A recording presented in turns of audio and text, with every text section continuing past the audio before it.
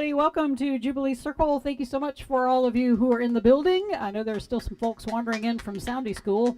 Oh, yeah, haven't even done anything yet. All right. I like it. I like it when the applause starts early. That's great. I'm happy to be here. I'm so happy that y'all are here, and hopefully the folks from Soundy School will wander in at 10:30 every Sunday morning. We have something called Soundy School, which is a sound healing session led by Trisha Fopp over here. So come and enjoy that. It is an amazing experience. All right. 1, 2, 3, 4.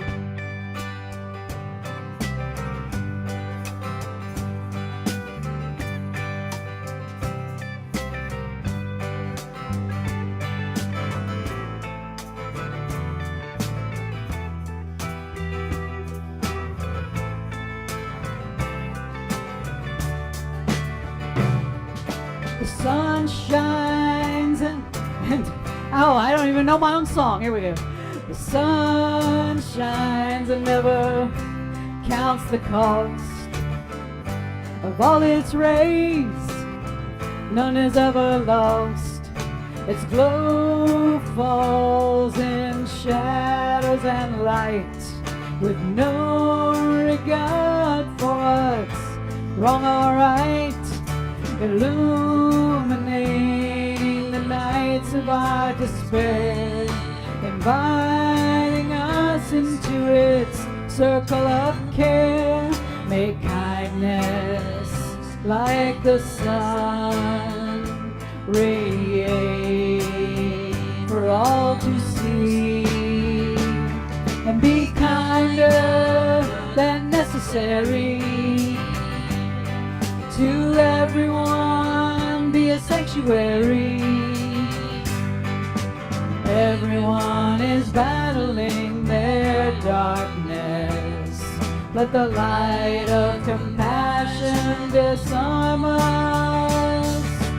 Here we can rest in its open seclusion, where all of creation breaks from illusion.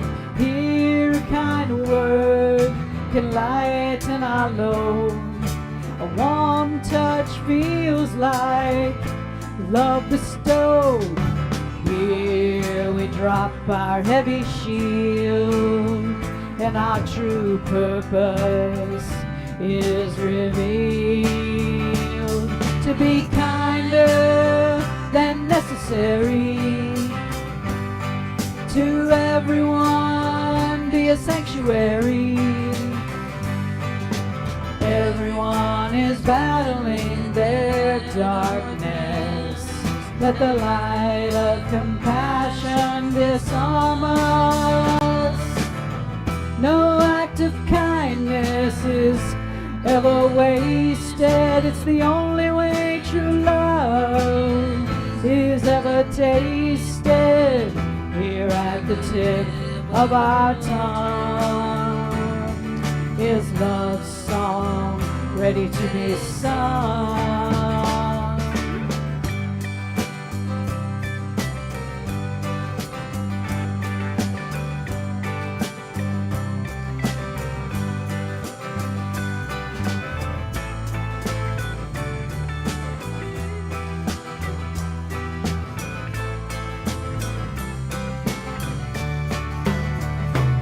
If your kindness is ever refused, don't let your ego be bruised. Open up your heart and let it flow. Let your kindness set the world aglow, and be kinder than necessary to everyone. Be a sanctuary. Everyone is battling their darkness. Let the light of compassion disarm us, and be kinder.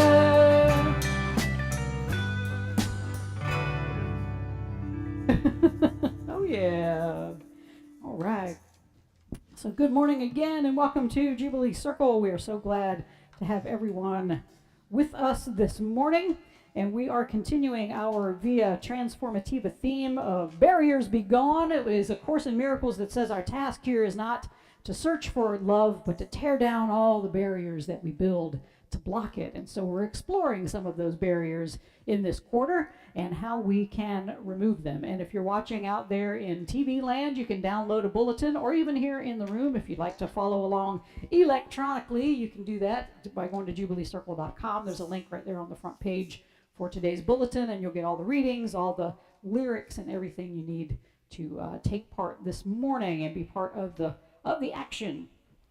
It was years ago, and I remember this very vividly. I was sitting at lunch with a man who I believed had my best interests at heart. He was this straight shooter kind of guy, you know, someone who told you flat out whatever it was he saw that was wrong with you.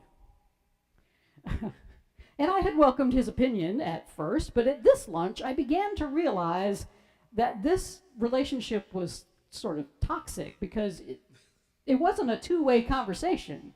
You know, he wasn't open to hearing my take on him. Yeah. But at the very same time, I mean, literally at the same time, I've got this guy talking to me.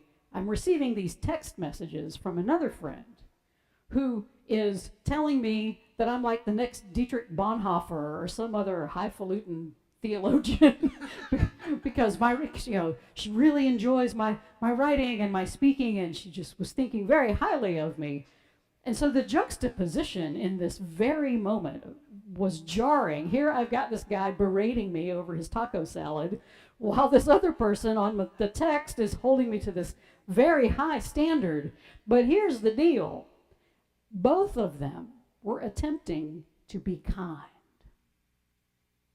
One thought that his kindness was in taking me down a few pegs, while the other person thought that it was a kindness to build me up and put me on this pedestal. But neither of them were right, because both of those kindnesses were being offered at the level of the ego, because they both expected me to thank them for it, to see it as a gift.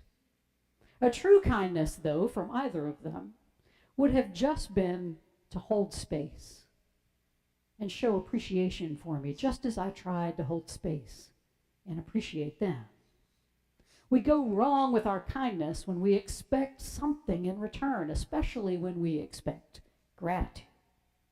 Kindness should be offered freely, wastefully even, without a desire to be acknowledged or praised. During that lunch hour, all I could do in that level of just, oh my God, what is happening? was just smile at both of them and remember that my function was to simply appreciate them both and love them. And that is the kind of kindness that makes us all say, oh yeah. Please rise as you're able.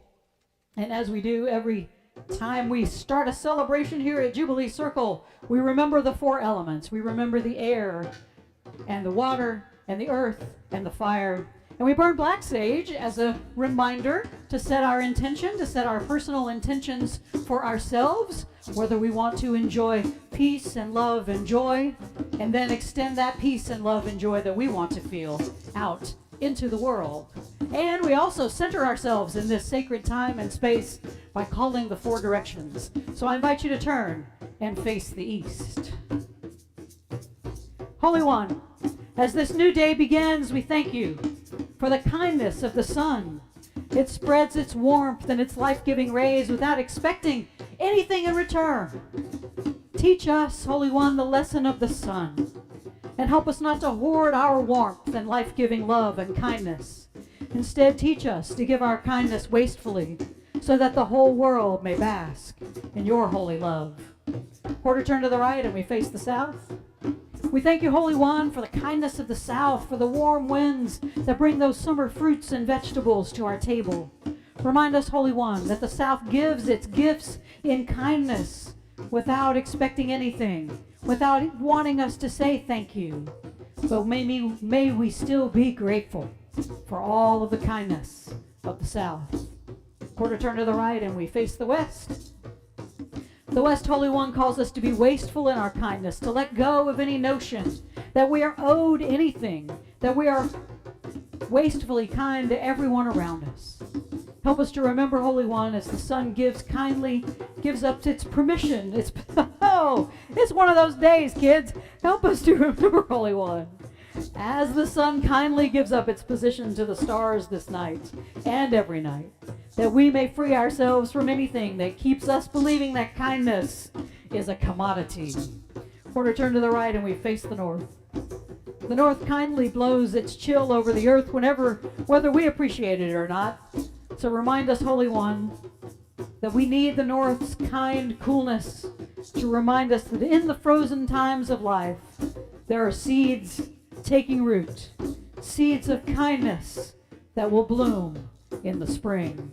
And as we turn back toward the center, you're going to find some really kind people. Y'all are kind to me, and that's for sure. But all of us, if we are honest, we like to be recognized for our kindness. But I invite you in this safe and sacred moment to think about how you can be wastefully kind in this world without expecting anything in return. Because the truth is, when we're kind to someone else, we're really being kind to ourselves, since there's only one of us here. So in that sense, our kindness is always returned. Even as we are giving kindness, we are receiving. And that is a fact that should make you say, oh yeah. All right. Remain standing. I'll try to get my lips to work with my brain. That would be a good thing today, right? Good luck with that, she says. Good luck. It's Sunday. May Day. It's May Day. Gotta go out and circle the maypole. All right, so I invite you to greet one another during this song and sing along, because I'm sure you all know it. 1, 2, 3, 4.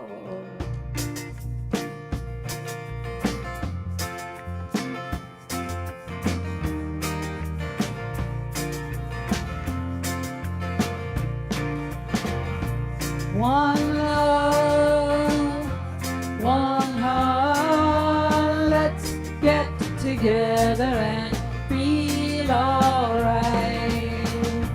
One love, one heart, give thanks and praise to the Lord, and I will feel alright. Singing, let's get together and feel alright. Let them all pass on their dirty remarks.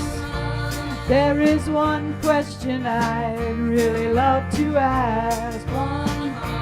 Is there a place for the hopeless sinner who has hurt all mankind just to save his own? Singing, one love, what about the one heart? Let's get together and feel alright. One love, what about the one heart? Give thanks and praise to the Lord, and I will feel alright. Singing, let's get together and feel alright. Let's get together to fight this holy Armageddon. So when the man comes, there will be no doom. Have pity on those whose chances grow thinner. There ain't no hiding place from the Father of creation. Singing, one love, what about the one heart? Let's get together and feel alright. One love, what about the one heart? Give thanks and praise to the Lord, and I will feel alright. Singing, let's get together and feel alright. Give thanks and praise to the Lord, and I will feel alright. Oh yeah. Right, a little Bob Marley to start us off with this morning. Yes. All right. And welcome again. That's the third or fourth time I've welcomed y'all, but y'all should feel welcome by now. Doggone it. Amy, it's good to see you. Good to see folks we haven't seen in a while. All right, so just a couple of notes about us, and welcome to our visitors. We got a couple of visitors with us this morning. You're very welcome to be here, and we're so glad that you have found us and joined us this morning. Hope we don't scare you off. We have found that people either really love Jubilee or people go, oh my God, what are they doing? So we hope you are in the latter category. All right, because we are Jubilee Circle. We are an inclusive, progressive, interfaith community here in Columbia, South Carolina, broadcasting around the world through YouTube. And we teach the timeless common wisdom of love and unity that is found in all mainstream religions and metaphysical philosophies and mysticism, inspired secular and religious writers and teachers throughout the ages. We use popular music and teaching and weekly celebrations, as well as educational and artistic events and other community building activities as we seek to create space for everybody to experience transformation so then they can go out in the world and become that transformation in the world. And we believe we're here to expand our souls, to find a deeper meaning in life, to renew our commitment to love and peace and justice, to learn how to love wastefully and undergo a transformation from the inside out that helps us to discover how to live more fully into our higher divine self. We also recognize we're part of God's good creation. We are formed in stardust as well as love and joy. But we humans, we forget this. We slide out of our mamas and they slap us on the behind and we start looking around and seeing that you're over there and I'm over here, and we start feeling separate from everybody, and then we start judging. We start looking around and having grievances and going, those people are really nice. Those people are really awful. Those people are greedy. Those people are generous. Those people are good. Those people are bad. Those people are beautiful. And those people are recalcitrant. Obstreperous. Refractory. All the words. Untoward. We have all the words. But let us remember, jubilants, our true function here. It is to remember that we have never truly left our home of unity with God and one another, but we are here to awaken to our true selves, our higher divine self. And that makes the world say, oh yeah. All right, and speaking of some of the great educational and fun things we have coming up here at Jubilee Circle, next week we're going to use some music from Foreigner. We're going to explore the barrier of love. Love as a barrier to love. How does that work, preacher? You'll find out next week. So stay tuned. That's coming up next week. And the band's kicking around the idea of doing Love Shack. So we're going to see if we can add some B-52s. It's going to be fun next week. It's going to be fun. Yeah, Foreigner, B-52s. Man, it's like growing up all over again. Right, yeah. Beth wants to take over the drums from Larry. She's like, that sounds like a fun week. And Larry's like, of course it does. But anyway, right, we need two drummers. We have two drummers. Why don't we use them both? That's what I'm saying. And speaking of music, this Friday, May 6th, it is our coffee house and open mic. Tyler Watson is our featured act. He will start at 7. The open mic begins at 8. So if you have any musical talents or just want to come and hear the musical talents, we provide food and a good time. That's coming up next Friday. And then Thursday the 12th, opera is coming to Jubilee Circle. And I won't be singing, thank God. So, because I'm not good at it. But the Columbia Operatic Laboratory is bringing their show, The Impresario, and it's in English, so you don't have to worry about what do they sing opera in? Spanish, Italian or German. Okay, this is all going to be English, and they've adapted this Impresario as like a local story set in Columbia, South Carolina. It's going to be fun. So come. It's just $10 at the door. It's a donation to Jubilee because we're going to have like light refreshments. So come to that. It's going to be fun. And then speaking of fun, on Friday, May 13th, Introverts returns. And it is improvisation for introverts, and so we just call it Improverts. And my partner, Beth DeHart, our other drummer, is going to lead that. She loves, we sit and watch Whose Line Is It Anyway all the time, so she loves improv comedy. So if you've ever wanted to try it, it's a really low-pressure, fun, just come and enjoy yourselves, and we'll just do some funny scenes together and do some improv. And I really stink at it because I always crack myself up, so. Because I am my own best audience, right? And just our regular stuff is happening. Sunday school at 10:30 every Sunday. And Course in Miracles discussion group is every Wednesday at 7:30. It's really informal. We just read the lesson and a few passages from the text and just discuss. And it's really great. And speaking of Beth, she is in a play. And we, some of us went and saw it last night, and it was fabulous. There's not much scenery left because Beth chewed most of it up. So. But she's really good. I'm so proud of Beth. She's amazing. She's an amazing and talented performer. She has many skills, just like Xena the Warrior Princess. She has many skills. So, and Renee has an announcement pertaining to that.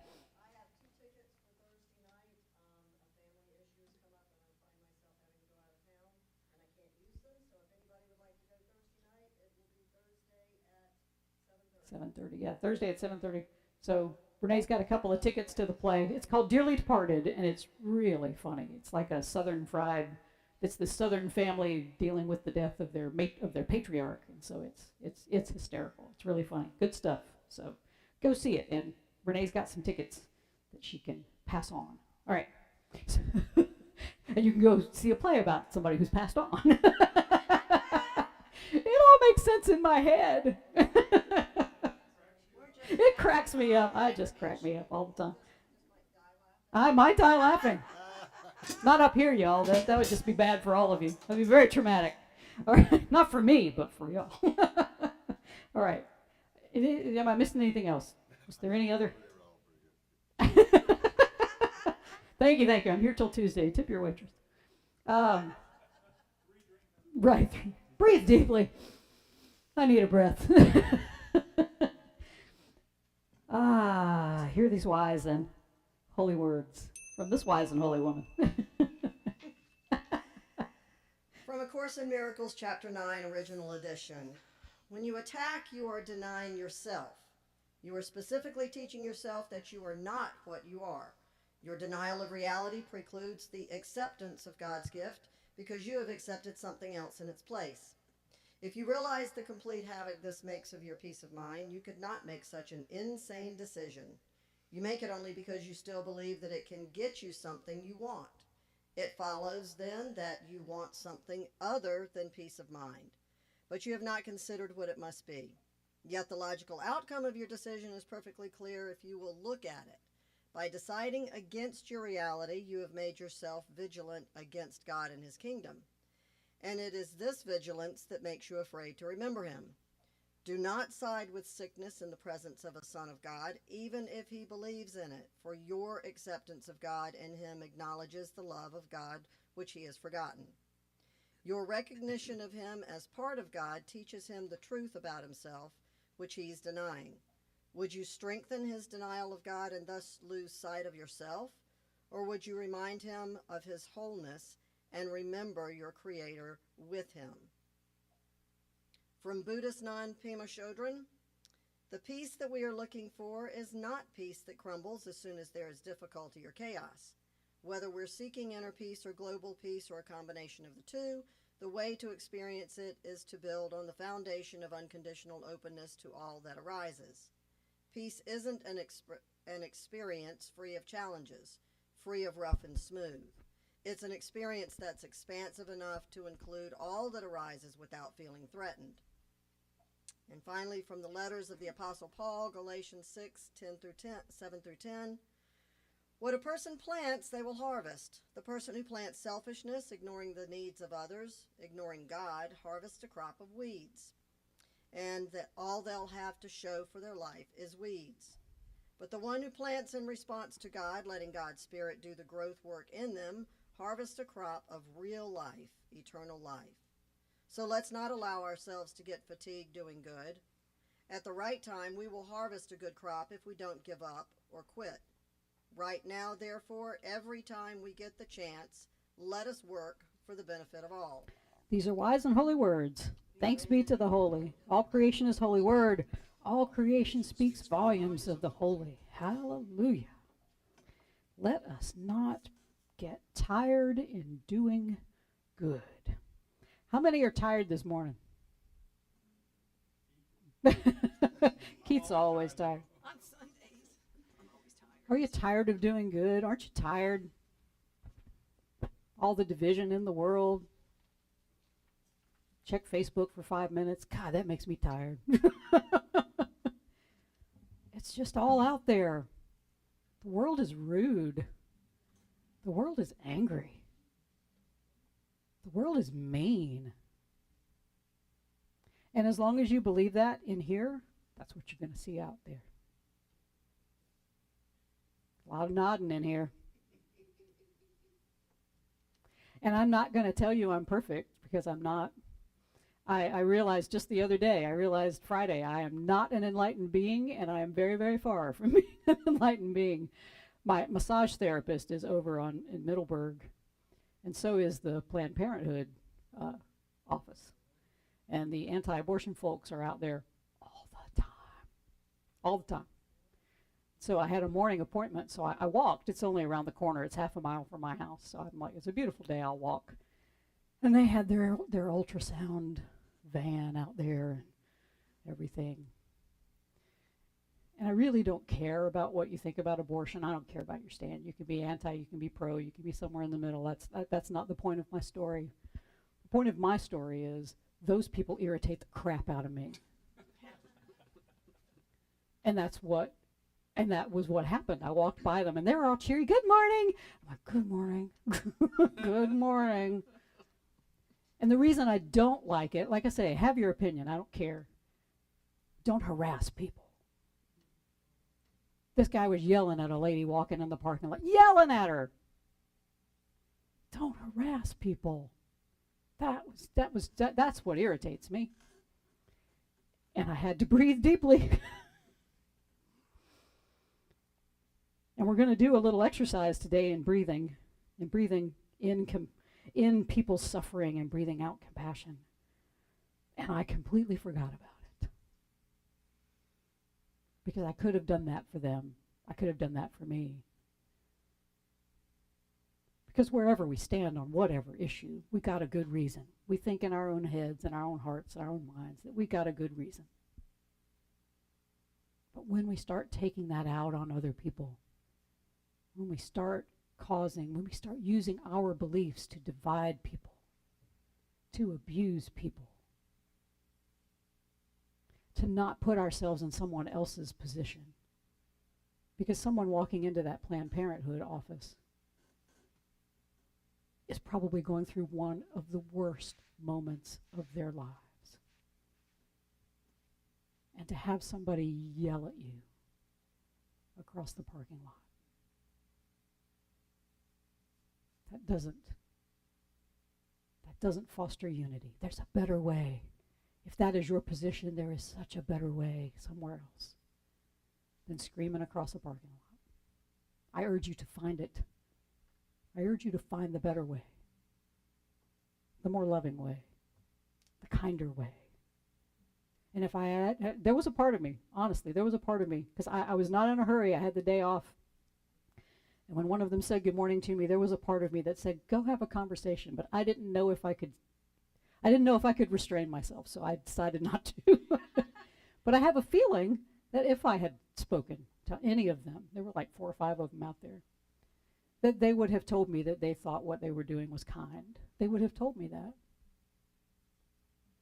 But that's not kind. Yelling at people is never kind.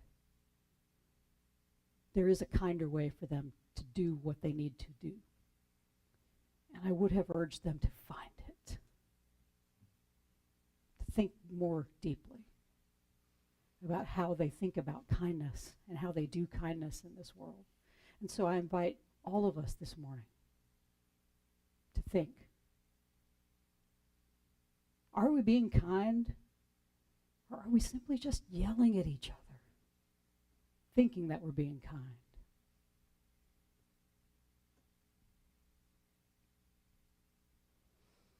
Breathe deeply.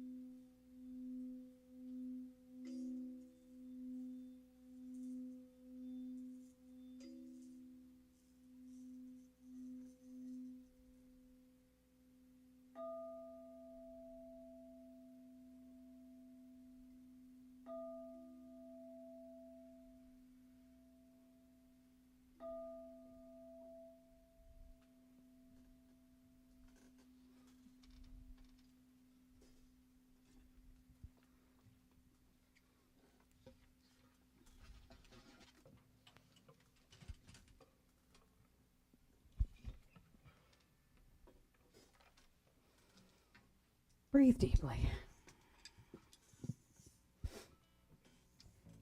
Our song this morning comes from singer and songwriter India.Arie. This song is called Brother's Keeper, and it comes from her 2013 release, Songversation.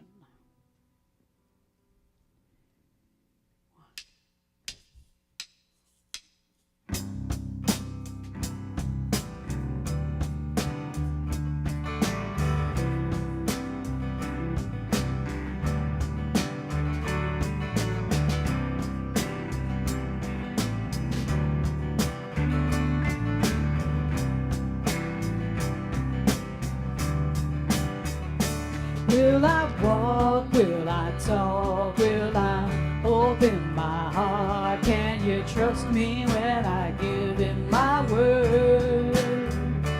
Will I judge him or love him, but nothing above him? Can I help him to see what he's worth?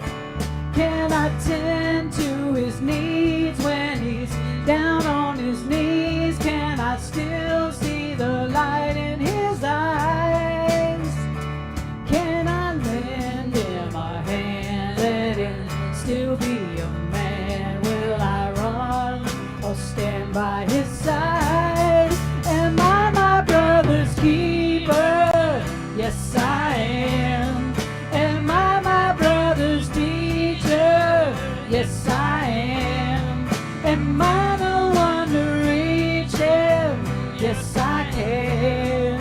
Am I my brother's keeper? Yes, I am. Yes, I am. All right. Everybody in the band.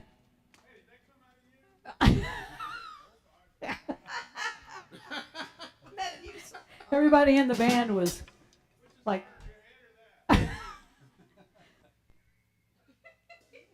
Our resident comedian, Bob.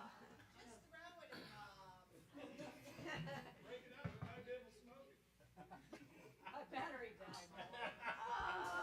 She can't retort. Hang on a minute. Hang on a minute. Give her a chance to retort.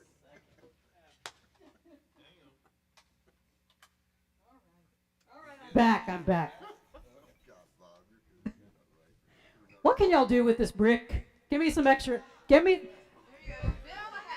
Build a house. That's good. What else? What else can we? What else can we do? Doorstop. Throw it at somebody. Decorate with Decorate with it. What else? What else can we do with a brick? What are you playing back there? Was that thick as a brick? Is it thick? Huh? It's a brick in the wall. What else? by Pink Floyd. Start building. Walls.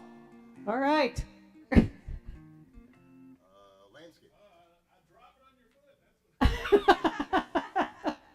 Bookends. Bookends. You got to break it in half first. That's right. Yeah, you got to bust it up. So there's lots of uses for this brick, right? Bob was very zealous. So It's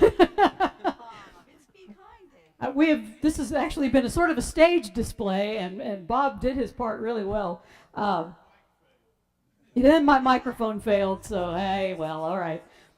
So this was actually a demonstration to show what several recent studies from Georgetown University researcher Christine Porath discovered how rudeness affects us.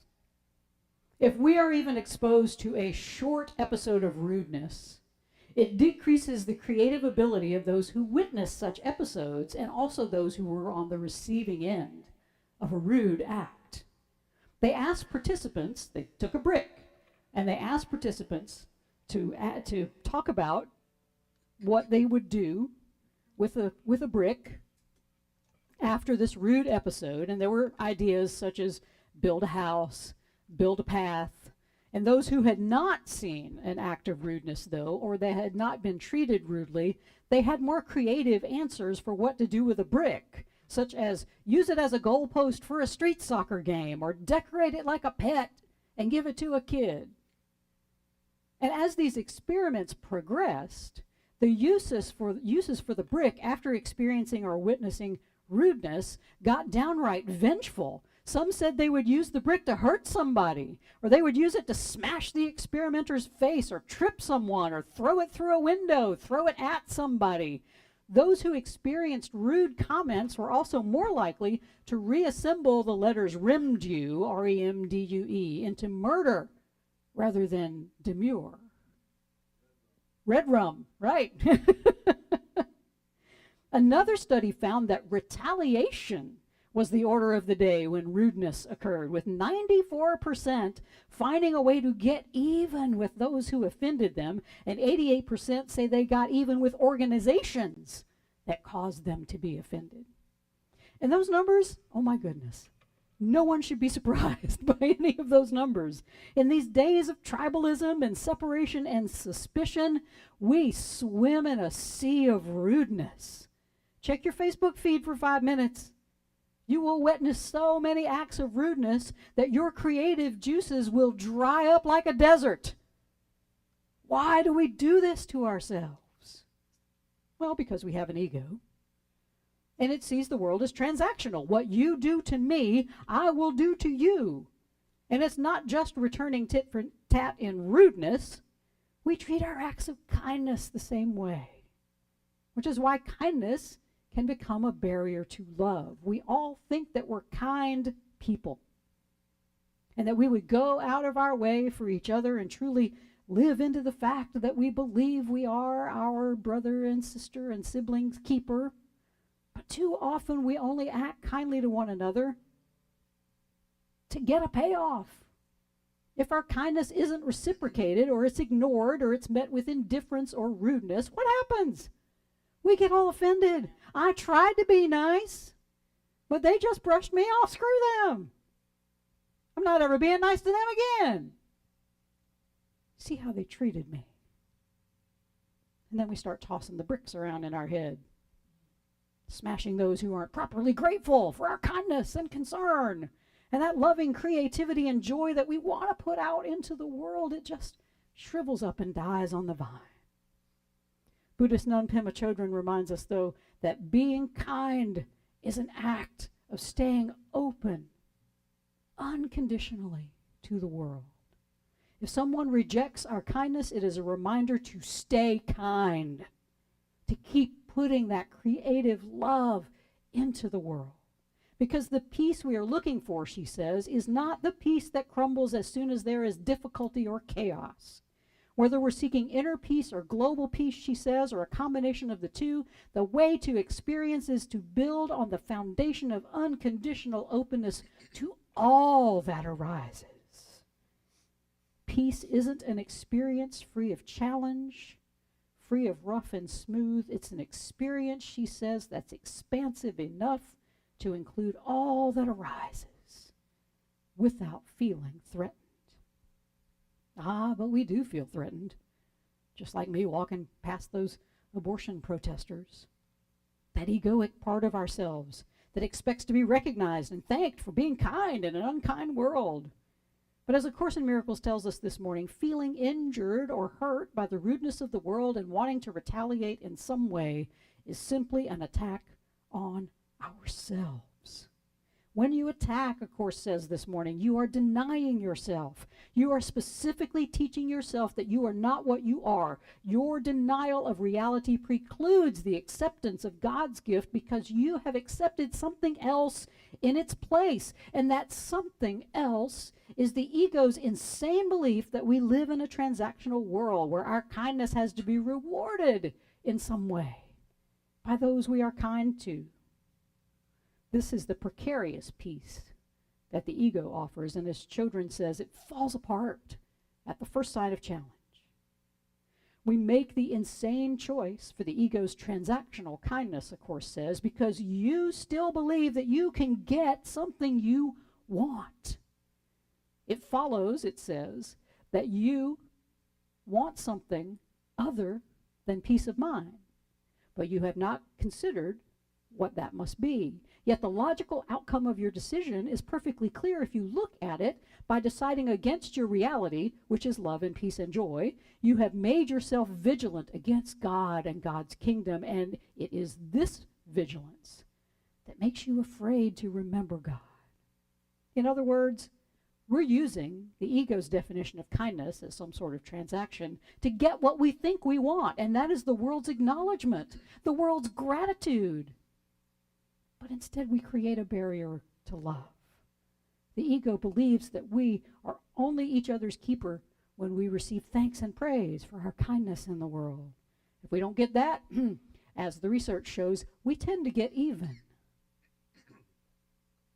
Those of us who say we want a kinder world, though, we have a responsibility to see the ego's schemes for what they are, barriers to us truly achieving that peace of mind, that peace that passes all understanding, that kind of peace that brings kindness into this world without any conditions on it and keeps putting it out there no matter how it is received. Jubilants, we are each other's keeper. And that means we gotta constantly walk our talk and always keep our hearts open. Breathe deeply.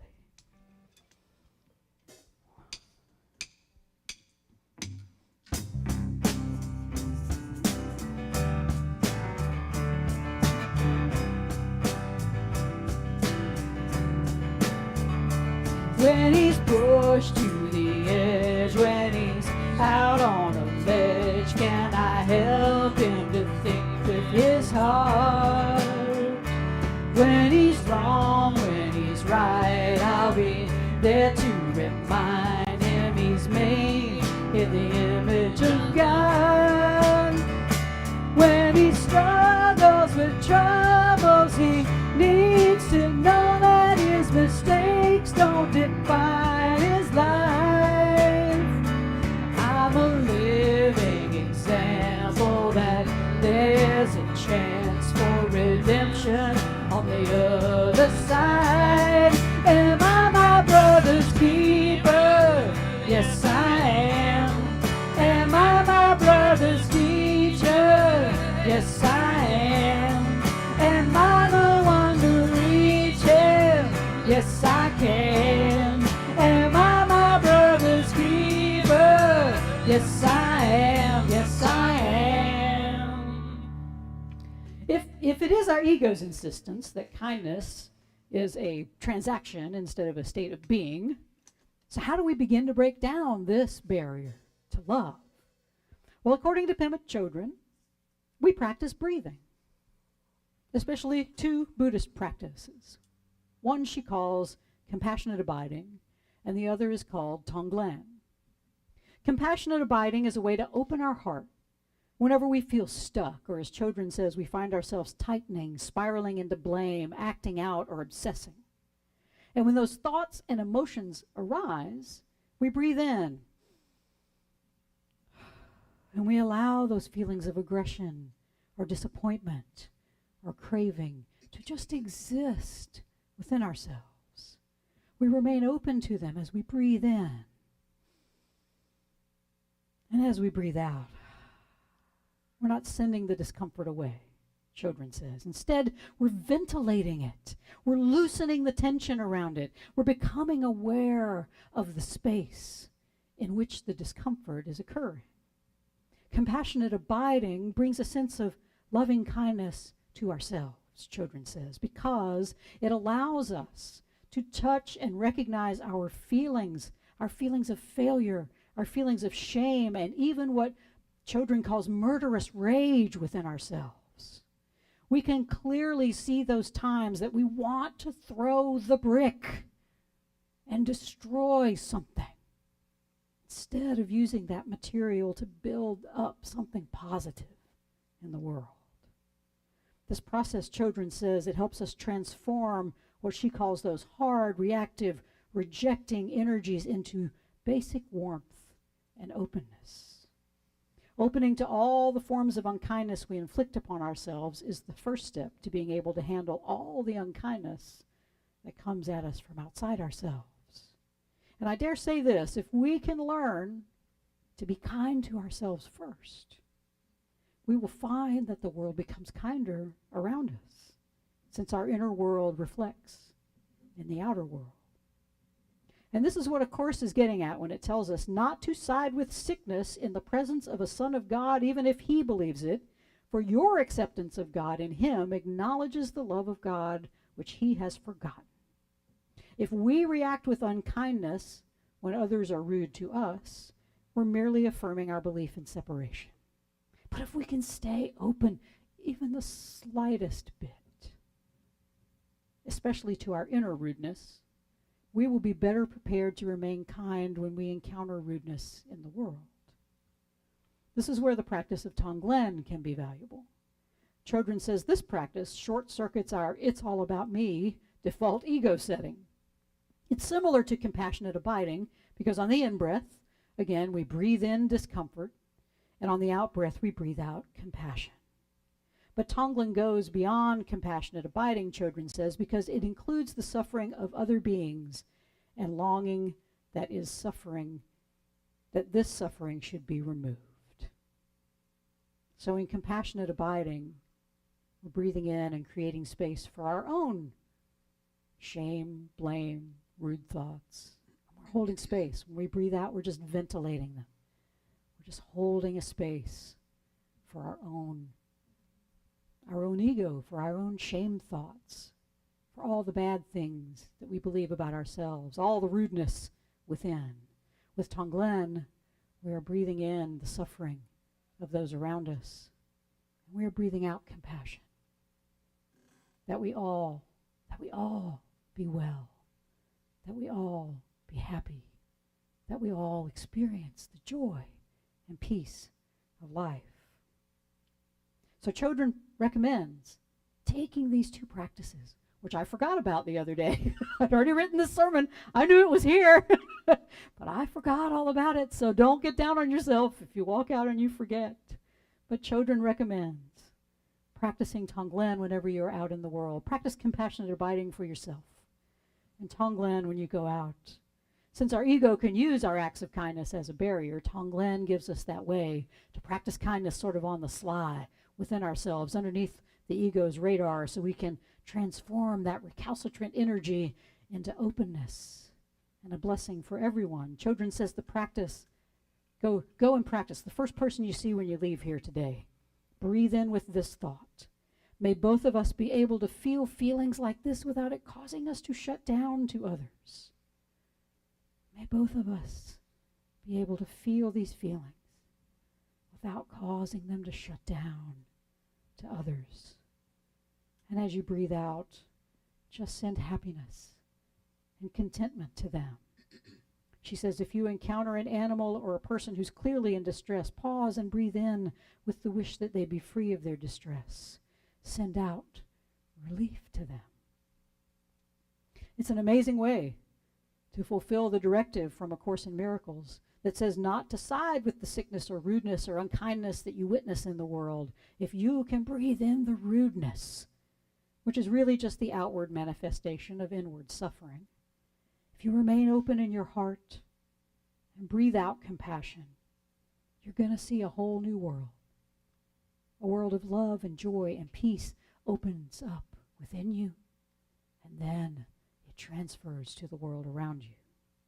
It's exactly the advice that the Apostle Paul gave those in the early church in Galatia. In today's reading, he warned them, and he warns us, that what we plant in this world is what grows. If we plant selfishness and rudeness and ignore the needs and suffering of those around us, we get a nice crop of weeds, Paul says. And weeds will be the only thing you have to show for your life. But the one who plants in response to God, Paul writes, letting God's Spirit do the growth work in them, harvests a crop of real, eternal life.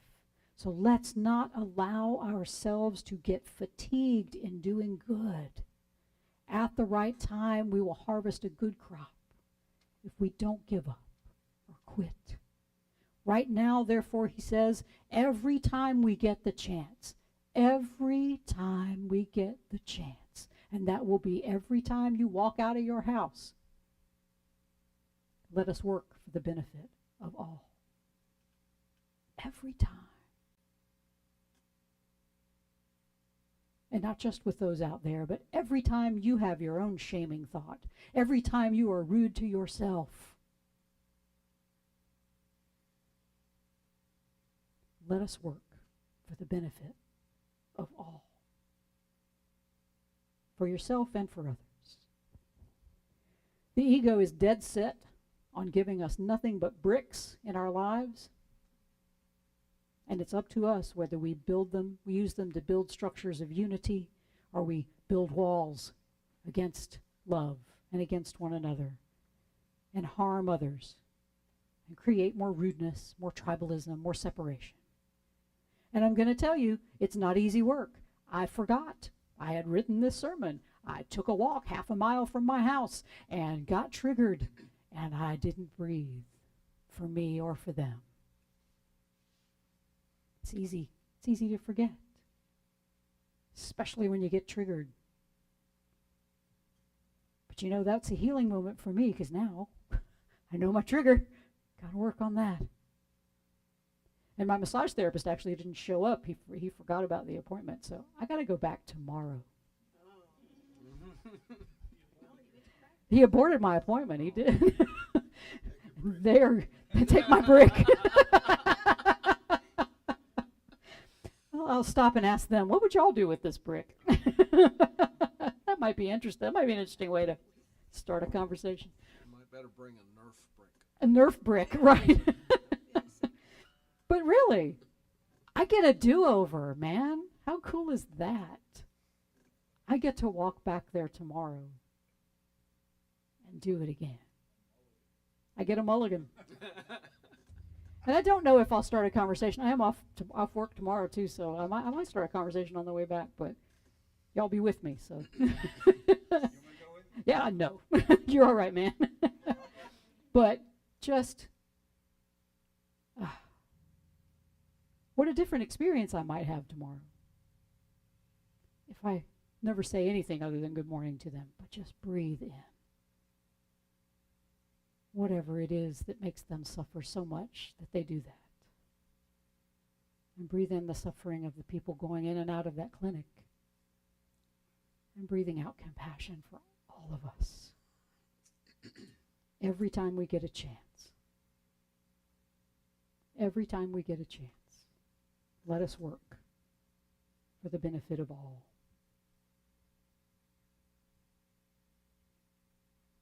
I invite you in this moment. Breathe deeply. I invite you to remain open to your own brick thrower. That part of you that feels shame. that part of you that feels doubt, that part of you that feels fear or even rage and anger.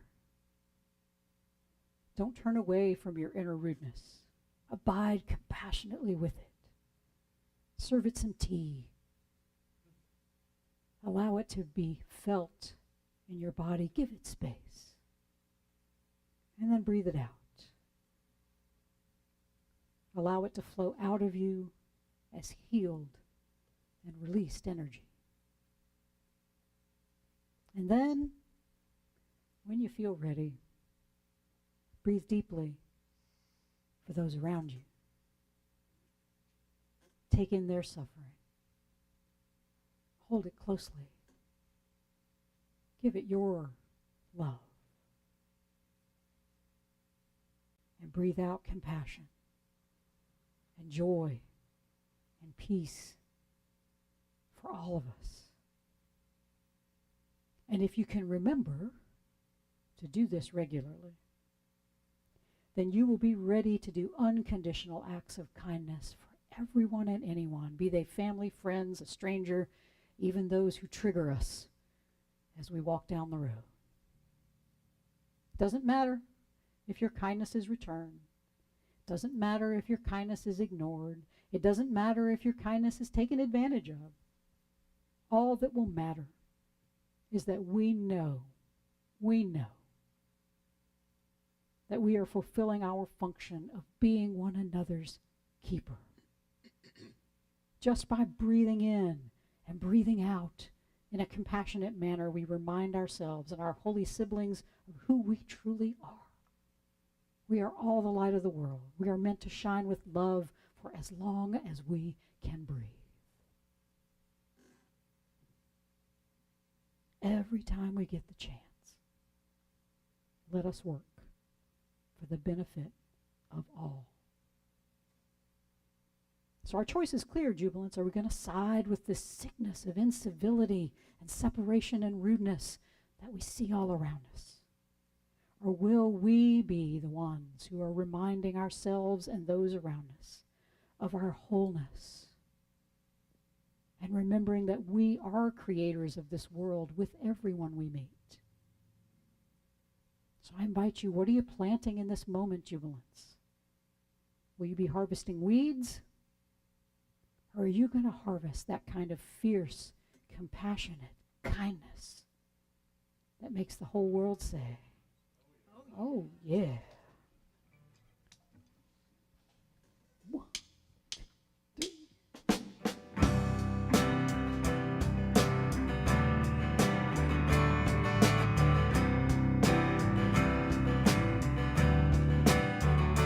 When he's pushed to the edge, when he's out on a ledge, can I help him to think with his heart? When he's wrong, when he's right, I'll be there to remind him he's made in the image of God. When he struggles with troubles, he needs to know that his mistakes don't define his life. I'm a living example that there's a chance for redemption on the other side. Am I my brother's keeper? Yes, I am. Am I my brother's teacher? Yes, I am. Am I the one to reach him? Yes, I can. Am I my brother's keeper? Yes, I am. Yes, I am.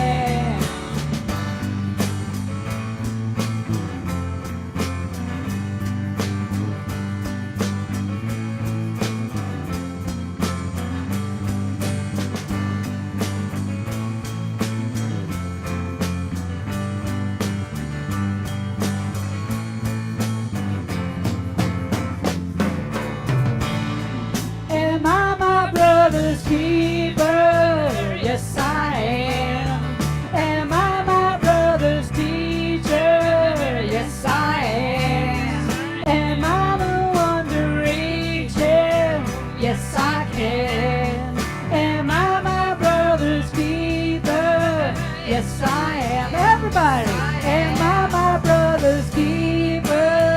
Yes, I am.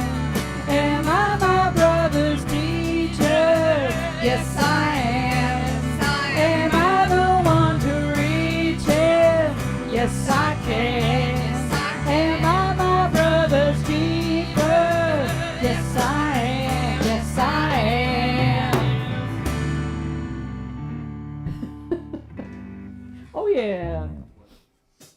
All right. And we were all, Bruce Clark is an amazing guitar player, y'all. We were rehearsing and we got to that instrumental and we were all just like, we all messed up at that point because we were always like, what? What's going on over there? I want to say this one time, okay? Okay. I mess up every single song I play here. Yeah, I me make too. mistakes, Me too. and the big challenge is it, do y'all hear what I hear? We hear an amazing guitar player. That's all we hear, man. Okay, That's right. all right. No, that's the bass player. Expression, not perfection. Right. Jazz. And It's all jazz, y'all. So yeah. All right. So this is the moment where I ask for your support, of course, because we are each other's keeper. Maria, have a great week. We are each other's keeper, and I am so grateful for those who understand that this place is worth keeping. That Jubilee Circle is a community that is here not just for us, but for the wider community. And that is why we are starting all of these educational programs and things that you can come and enjoy other than a Sunday morning, because we want that kind of transformation. We want that kind of energy, that kind of excitement about what we're doing here at Jubilee Circle. And y'all have made it happen. The ones who have supported us, the ones who are thinking about supporting us, the ones who don't know about us yet, but they're going to support us when they find out about us. It's all happening at once. Everything, everywhere, all at once. And that's a great movie. Go see it. So this is where we ask for you to donate and give and support us and keep us going here at Jubilee Circle. We can pass that around. And you can, if you're watching on the YouTube, you can go to jubileecircle.com, and there is a link there to donate to Jubilee Circle. We accept Venmo, we accept PayPal, and good old-fashioned checks. You can go to, you can send a check to Post Office Box 4611, Columbia, South Carolina 29240. Right. So thank you all. Thank you for being here. We're going to say goodbye to our folks on YouTube, and we hope that you will join us again. Same bat time, same bat channel at 11 o'clock next Sunday morning. Sunday. All right. And remember, as Meister Eckhart says, if the only prayer you ever say in your entire life is thank you, that will be enough. Oh, yeah. All right. So.